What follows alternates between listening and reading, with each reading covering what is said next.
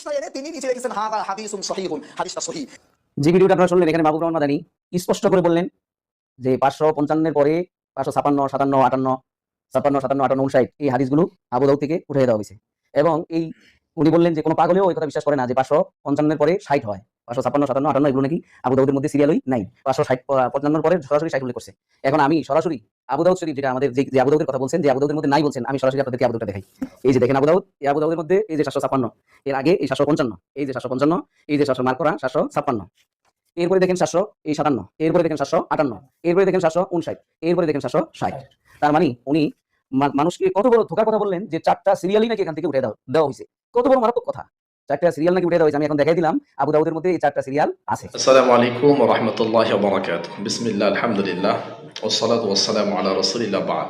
প্রিয় দর্শক ভাই বোনেরা, পৃথিবীর যেই প্রান্ত থেকে দেখছেন আপনারা, সকলকে আন্তরিকভাবে অভিনন্দন, মোবারকবাদ। স্ক্রিনে আমাদের একজন মুফতি সাহেব, যিনি আমার নামে মিথ্যাচার করছেন, মানে আমাকে বলছেন আমি মিথ্যাচার করছি, তার সম্পর্কে উনি আমার বিষয়ে যে কথাগুলো বলেছেন সেগুলো আমি আমার জায়গা থেকে একটু ক্লিয়ার করা উচিত। সেটা কতটুকু আমি মিথ্যা কথা বলেছি নাকি উনি আমার নামে মিথ্যা প্রচার করছেন এবং উনি মিথ্যা কথা বলছেন কিনা, এটা ক্লিয়ার করা দরকার। প্রথমে আমার প্রিয় ভাইয়েরা, সুবহানাল্লাহিল আযীম ওয়া বিহামদি, মিথ্যা কথা একটা কবিরা গুনাহ। মিথ্যা কথা বলাটা একটা বড় পাপ, যেটা বুখারী মুসলিম মেশকাত হাদিস নাম্বার 51, 51 নম্বর হাদিসে আসছে। নবী সাল্লাল্লাহু আলাইহি ওয়াসাল্লাম বলছেন, মেশকাতের হাদিস, আল কাবাইর আল ইশরাকু বিল্লাহ ওয়া উকুকুল ওয়ালিদাইন ওয়া কাতলুন নাফস ওয়াল ইয়ামিনুল গুমুস। ইয়ামিনুল গুমুস বলতে মিথ্যা কসম। তো এটা একটা বড় পাপ। আর আল্লাহ তাআলা অনেক জায়গায় বলছেন, লাআনাতুল্লাহি আলাল কাযিবিন, আলা লাআনাতুল্লাহি আলা লাআনাতুল্লাহি আলাল কাযিবিন, মিথ্যুকদের উপর আল্লাহর লাআনাত।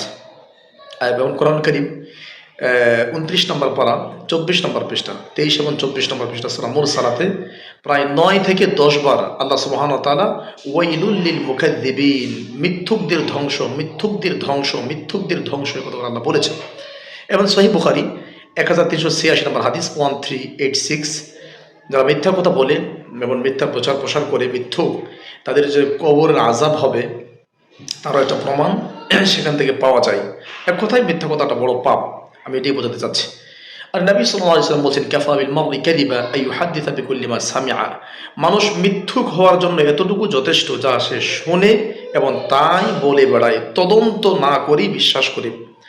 তো আমার প্রিয় ভাইয়েরা, আমাদের মুফতি সাহেব এবং আরও প্রায় 20 থেকে 25 জন, যদি আমি ভুল করে না থাকি, ওনারা হঠাৎ করে আমার একটা প্রোগ্রামে আকস্মিকভাবে চলে আসেন এবং তাৎক্ষণিক তারা 20-25 জন একটা প্ল্যাটফর্মে থাকে, আমি একাই থাকি।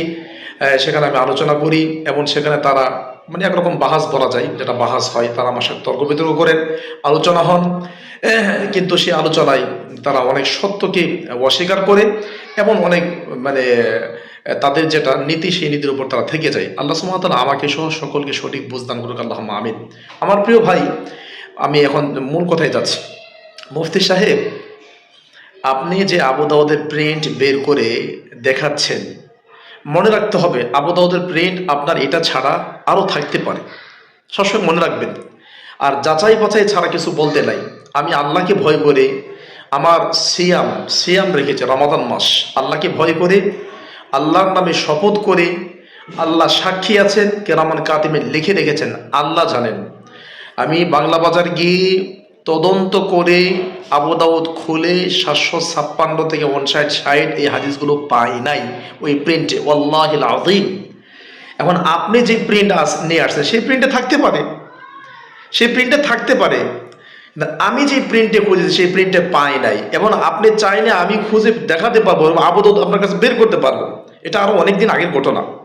তো সেই আবু দাউদে 756, 57, 58 তিনটা হাদিস নাই। কেন নাই?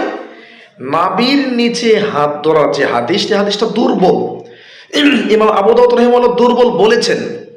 পক্ষান্তরে 56, 57, 58 তিনটা দুর্বল বলার পরে 58, 56, 57, 58, 59 বা 60 নম্বর হাদিসটা আপনারা দেখবেন যে 58, 59, মানে ওখানে তিনটা হাদিস ইমাম আবু দাউদ রাহিমাহুল্লাহ পরপর দুর্বল বলার পরে একটা বা দুইটা হাদিস আমরা দেওয়ার চেষ্টা করবো ইনশাআল্লাহ।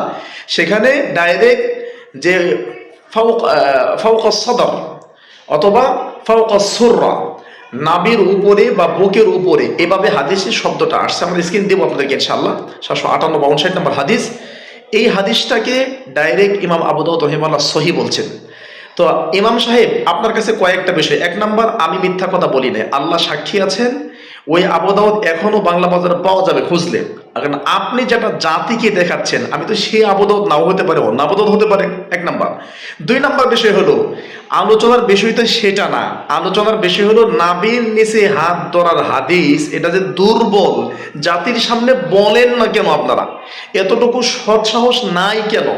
জাতিকে বলেন না যে নাবির নিচে হাত ধরার হাদিসটা দুর্বল। আমরা মানি কেন? আমরা মাযহাবের গোলামি করি, বা মাযহাব যেটা আছে সেটাই মানি, মাযহাবকে আমরা প্রাধান্য দেই, এই জন্য নাবির নিচে আছে এটাই মানি। এটা জাতিকে বলেন।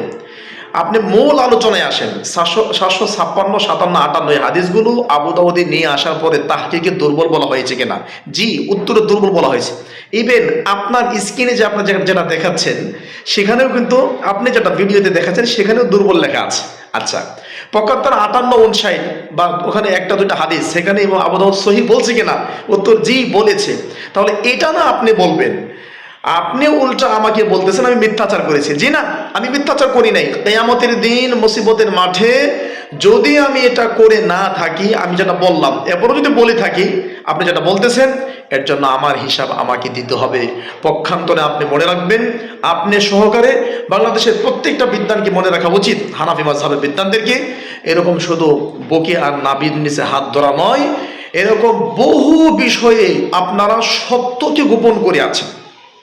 বহু বিষয়ে আপনারা দুর্বল হাদিসের উপর আমল করে যাচ্ছেন, অথচ বিরুদ্ধে সহিহ হাদিস আছে। বিশেষ করে আকীদা এবং তাওহীদের বিষয়ে আপনাদেরকে আমরা উদাত্ত আহ্বান জানাবো, আপনারা ভালো করে পড়াশোনা করেন। আল্লাহ সুবহানাহু ওয়া তাআলা আরশে আজিমে আছেন, এই বিষয়ে আপনাদের অনেক ত্রুটি আছে। আল্লাহ সুবহানাহু ওয়া তাআলা সম্পর্কে, রাসূল সম্পর্কে এবং অন্য আকীদার বিষয়ে জটিল সমস্যা আছে। সুন্নাহ মুস্তাহাবের চাইতে আকীদার বিষয়ে জটিল সমস্যাগুলো একটু পড়াশোনা করার জন্য আপনাদেরকে অনুরোধ জানাচ্ছি। পক্ষান্তরে আপনি আমাকে যেটা বলেছেন, উচিত আপনি আমার কাছে ক্ষমা চাওয়া। যদি আপনি বলছেন যে আমি আপনার ছাত্রের বয়সের সমান হবে, হ্যাঁ, বয়স সেটা বড় ফ্যাক্টর নয়।